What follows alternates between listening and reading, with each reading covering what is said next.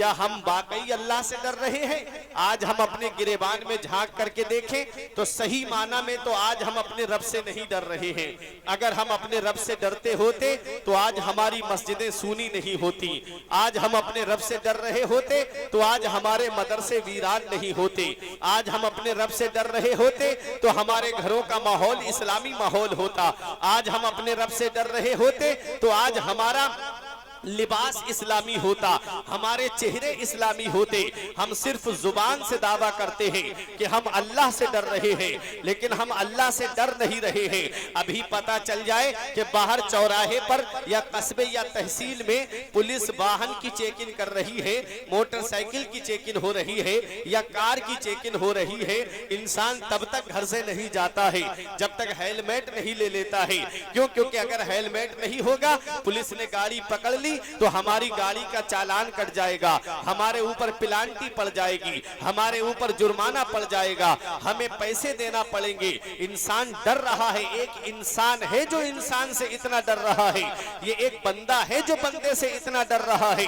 हो सकता है पुलिस की नजर तुम्हारे ऊपर ना पड़े, हो सकता है कि वो तुम्हारी गाड़ी का चालान ना काटे, हो सकता है कि वो तुमको छोड़ दे, हो सकता है कि वो तुम्हारी मजबूरी को समझ करके तुमको रिहा कर दे, तुम्हारी गाड़ी का चालान ना कटे। लेकिन एक बात मुझे ये बताओ, आज इंसान से इतना डर रहा है कि कहीं मुझ पे नजर ना पड़ जाए, कहीं मेरी गाड़ी का चालान ना कट जाए।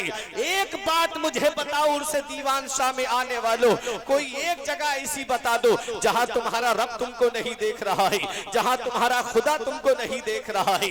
रात की तारीकी में खुदा देख रहा है, दिन के उजाले में खुदा देख रहा है। घर के अंदर हो तब भी मेरा रब तुमको देख रहा है, घर के बाहर हो तब भी मेरा रब तुमको देख रहा है। जब इस दुनिया में हमको हर वक्त खुदा देख रहा है, हर जगह हमको खुदा देख रहा है, तो फिर हम नमाजें क्यों नहीं पढ़ते, फिर हम रोजे क्यों नहीं रखते, फिर हमारे दिल खौफ खुदा से लरजते क्यों नहीं, हमारे दिल खुदा के खौफ से कांपते क्यों नहीं। हम अजाबे कब्र का जिक्र सुनते हैं, कभी हमारी आंखों से आंसू नहीं निकलते। हम अल्लाह के अजाब का जिक्र सुनते हैं, कभी हमारी आंखों से आंसू नहीं निकले। हम कुरान की तिलावत को सुनते हैं, कभी हमारी आंख से आंसू नहीं निकले। ये हमारे दिल ऐसे सिया हो चुके हैं, ये दिल हमारे ऐसे काले हो चुके हैं। मदीने वाले मुस्तफा इरशाद फरमाते हैं, अल गिनाओ युम्बितुन निफाका फिल कल्ब, गाना दिल के अंदर ऐसे निफाक उगा देता है, कमा युम्बितुल माउज ज़रआ, जैसे पानी घास को उगा देता है। ये गाने जो सुने जा रहे हैं, ये दिल के ऊपर निफाक पैदा कर देते हैं, ये दिल के ऊपर निफाक जमा देते हैं। और दिल में जब निफाक पैदा हो जाता है तो ना तो नमाजों में दिल लगता है, ना रोजों में दिल लगता है, ना जिक्र की महफिलों में अच्छा लगता है। बस थोड़ी सी देर के लिए बैठे, थोड़ा तवज्जो के साथ में नहीं सुना, बस हंसी मजाक चुटकुलेबाजी हुई, बस बहुत देर तक बैठे रहेंगे। जहां नसीहत की बातें होना शुरू हुई, बस अपनी इधर उधर मोबाइल हाथ में लिया और लेकर के इधर उधर चल करके अपना वक्त गुजार करके चले जाते हैं। कब तक जिंदगी इस तरीके से गुजारते रहोगे? ये अचानक आने वाली मौतों से इबरत हासिल नहीं करते? अभी तुमने कोरोना काल में नहीं देखा, एक एक दिन में कई कई जनाजे उठे थे। मैंने अपनी आंखों से देखा, एक एक घर में 3-3 जनाजे रखे हुए थे।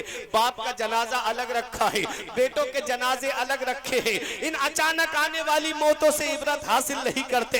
ये दुनिया में हमेशा रहना नहीं है, ये दुनिया छोड़ करके हमको जाना है। कभी दौलत पे घमंड आने लगे, कभी पैसे पे घमंड आने लगे, कभी शोहरत पे घमंड आने लगे, कभी बिल्डिंगों पे फख्र महसूस होने लगे, कभी गाड़ियों पे तकब्बुर आने लगे। तो एक चक्कर कब्रिस्तान का लगा लिया करो, वहां तुमसे ज्यादा दौलत वाले लेते हैं, वहां तुमसे ज्यादा पैसे वाले लेते हैं, वहां तुमसे ज्यादा सरमाए वाले लेते हैं। वो जिनकी नाक पे कभी मक्खी नहीं बैठती थी, आज उनके जिस्म को मिट्टी ने गला दिया, आज उनकी हड्डियों का नामो निशान मिट गया। घमंड किस बात पे किया जा रहा है? जब दुनिया से सबको जाना है तो क्यों ना इस हाल में हम दुनिया से चले जाएं, हमारा रब हमसे राजी हो जाए, हमारा खुदा हमसे राजी हो जाए, हमारे रसूल हमसे राजी हो जाए। और जब हमारा जनाजा उठे तो मोहल्ले के लोग ये कह दे, 5 वक्त की नमाज पढ़ने वाले का जनाजा जा रहा है, कुरान की तिलावत करने वाले का जनाजा जा रहा है। लोग गाने सुन के दिल बहलाते थे, ये नबी की नाते सुन के दिल बहलाता था, ये कुरान की तिलावत सुन के दिल बहलाता था, ये उसका जनाजा दिया जा रहा है। जब इस हाल में दुनिया से जाओगे तो यही कहा जाएगा, लहिद में इश्क रुखे शह का दाग लेके चले, अंधेरी रात सुनी थी चराग लेके चले। रात जब दुनिया से जाना ही सबको है तो फिर घमंड किस बात पे करना है। इतना याद रखना, जो चोरी करके दुनिया से जाता है उसका नाम मिटा दिया जाता है, जो जुआ खेल के दुनिया से जाता है उसका नाम खत्म कर दिया जाता है, जो अय्याशी करके दुनिया से जाता है उसका नाम मिटा दिया जाता है, जो तखरीबकारी करके दुनिया से जाता है उसका नाम मिटा दिया जाता है। अरे जो एक दूसरे को सता करके दुनिया से जाता है उसका नाम मिटा दिया जाता है, और जो नमाजें पढ़ के दुनिया से जाता है लोग उसको याद करते हैं, जो रोजे रख के दुनिया से जाता है लोग उसको याद करते हैं। क्या वजह है कि हुजूर दीवान शाह इस दुनिया में आए, उनके भी दो हाथ थे, हमारे भी दो हाथ हैं, उनके भी दो पैर थे, हमारे भी दो पैर हैं, उनके भी दो कान थे, हमारे भी दो कान हैं, उनकी भी दो आंखें थी, हमारी भी दो आंखें हैं, उनकी भी एक जुबान थी, हमारी भी एक जुबान है। लेकिन क्या वजह है, आज बाप मर जाए बेटा भुला देता है, बीबी मर जाए शौहर भुला देता है, दोस्त मर जाए दोस्त भुला देता है, पड़ोसी मर जाए पड़ोसी भुला देता है। वजह क्या है, आज किसी को इंतकाल किए हुए मेरा परदादा दुनिया से चला गया, आज मुझे उनकी कब्र का नामो निशान पता नहीं, मेरे दादा दुनिया से चले गए, मुझे उनकी कब्र का नामो निशान पता नहीं। लेकिन मैं आपसे पूछना चाहता हूं, अपनी कौम के छोटे से बच्चे से आप पूछ लीजिए हुजूर दीवान शाह की दरगाह कहाँ है, तो छोटा सा बच्चा आपको बता देगा जो जंगल में मंगल बनाए हुए है उस सरजमीन पे दीवान शाह की दरगाह है। ये जंगल में आए,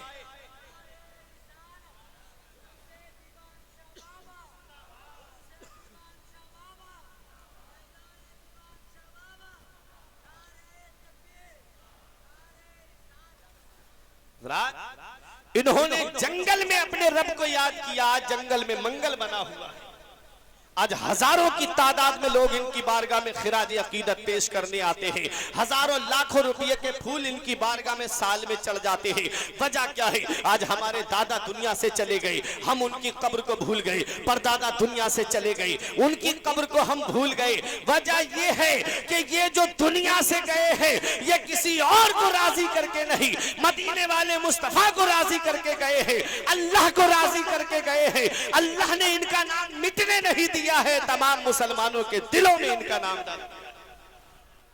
जब तक दुनिया बाकी रहेगी इन अल्लाह वालों को याद किया जाता रहेगा, जब तक दुनिया बाकी रहेगी इनकी याद मनाई जाती रहेगी, जब तक दुनिया बाकी रहेगी इनके उर्स की महफिल सजती रहेगी, जब तक आशिकाने दीवान शाह मौजूद रहेंगे इनके नाम की महफिलें सजती रहेंगी। तुम भी अपनी जिंदगी को शरीयत के सांचे में ढाल लो, तुम भी अपनी जिंदगी को इस हाल में गुजार करके जाओ कि तुम्हारा रब तुमसे राजी हो जाए, तुम्हारे रसूल तुमसे राजी हो जाए। अपने आप को इस्लामी माहौल में ढालो, इस्लामी सांचे में ढालो। ये मत देखो मोहल्ले वाले क्या कहेंगे, ये मत देखो खानदान वाले क्या कहेंगे, ये मत देखो तुम्हारे अजीजो अकरबा क्या कहेंगे। हुजूर रेहाने मिल्लत बरेली से फरमाते हैं, जमाना खफा है तो क्या गम है इसका, जमाना खफा है तो क्या गम है इसका, जमाने को ठोकर लगाए चला जा, जमाना ही एक दिन तेरे साथ होगा, तू आता को अपने मनाए चला जा।